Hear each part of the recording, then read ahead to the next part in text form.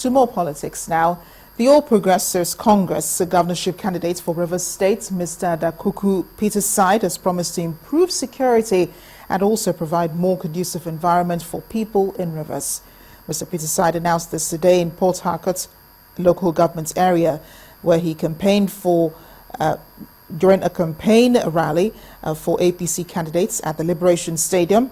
Other prominent members of the Rivers APC threw their weight behind the candidates, saying Mr. Pt.2 is the best man for the job. And to lead the pack, as they always say. In an apparent bid to maintain its political stronghold in Rivers State come 2015 elections, supporters of the All Progressives Congress in Rivers State thronged to the Liberation Stadium in Port Harcourt, the state capital, for the Port Harcourt local government campaign, Falga, with the theme, Greater Together. That is for Falga constituency. Some APC flag bearers running for various posts at different levels of government stepped out to campaign for votes. I therefore want to use this opportunity to urge the 20 wards of Port Harcourt City local government to feel free and campaign for our candidates in Port Harcourt City local government area. We will build on 4 pillars. Please listen carefully. When I finish speaking, I will also say it in pidgin English. The first pillar is security, rule of law, transparency in conduct of government affairs. The high point of the event was the dramatic entry of the Rivers State Governor, Chibuike Amechi, as that opens the outlet for comic relief, but a passionate campaign notwithstanding.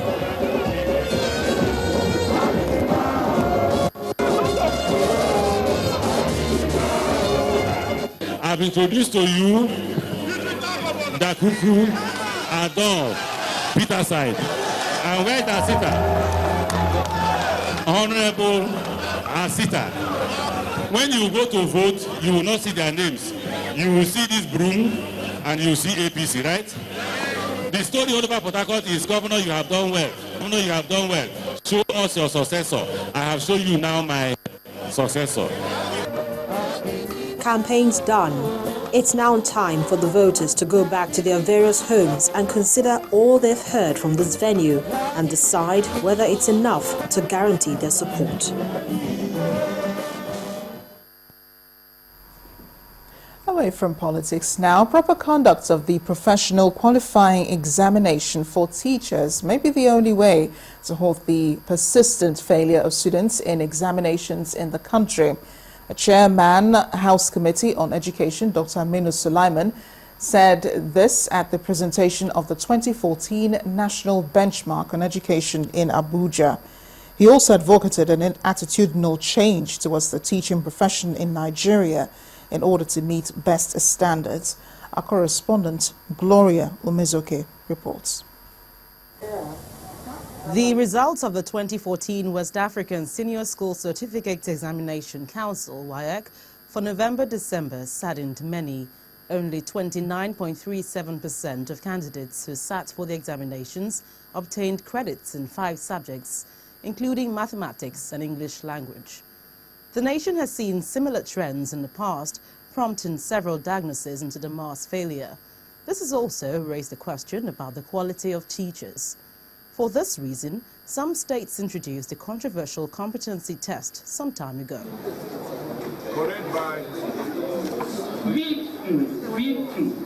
Addressing hundreds of them at this forum, the chairman, House Committee on Education, says the education system needs a tripartite solution. The teaching profession used to be a dumping ground. No reference is given to qualification, to professionalism, to efficiency, to capacity of the people that have applied.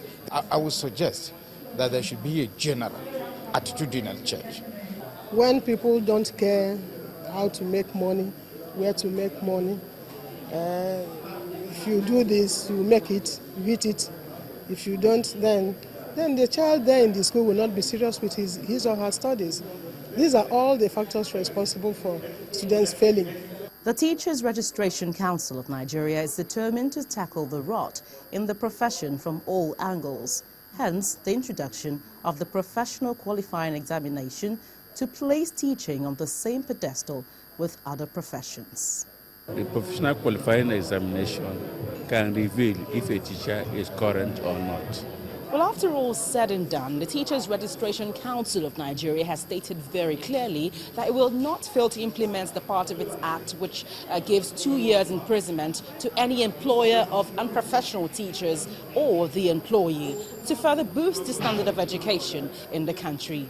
Gloria Umezuke, Channels Television News. The Minister of Mines and Steel Development, Mr. Mohammed Saba, has advocated a review of the country's mining policy to attract investment into the sector and increase its contribution to the nation's gross domestic product. The minister pointed out that vast revenue generating opportunities exist in the sector, but have been on a gradual decline due to dearth of domestic and foreign investments in the sector. He explained that mining is risky business, making it imperative for the federal government to create an enabling environment to encourage investors.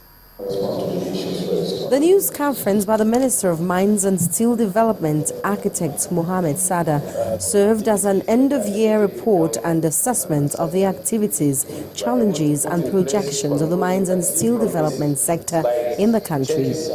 Top on the list of issues raised by the minister was the dearth of investments in the sector, which has continued on a decline as a result of an unfavorable mining policy. Investors will simply not come if they are not sure of what will happen tomorrow. You must tell them clearly, if you come in to do business today, these are the guidelines, these are the guiding principles upon which we will work with you.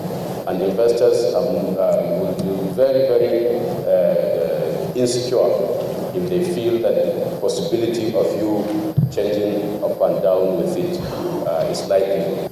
The minister said mines and steel development is not a short-term investment, but a continuous one which must be consistently built upon, making it necessary for the medium and long-term roadmaps which have been drawn for the sector. We know it is not an overnight affair. It is not an issue of one or two terms of the government to achieve that. It takes a lot of work. This is why we are referring to this sector as the sector of the future. It can work for the future if we lay the right foundation for it to thrive. Mining is not an overnight affair. It is a marathon. It's not a 100 meters dash. You must have to pass through all those experiences that other nations pass. The minister said there can be no industrial revolution in Nigeria without a viral steel and mining sector, and so he called for intensive efforts to boost that sector with attention on funding, infrastructural development, human resources, and curbing of illegal mining and insecurity. Omelogo, Nadi Channels Television News. Still ahead on the news at 10, Bank of Industry firms that plans to tackle funding problems of small-scale industries. We'll have more in business news. Please join us again.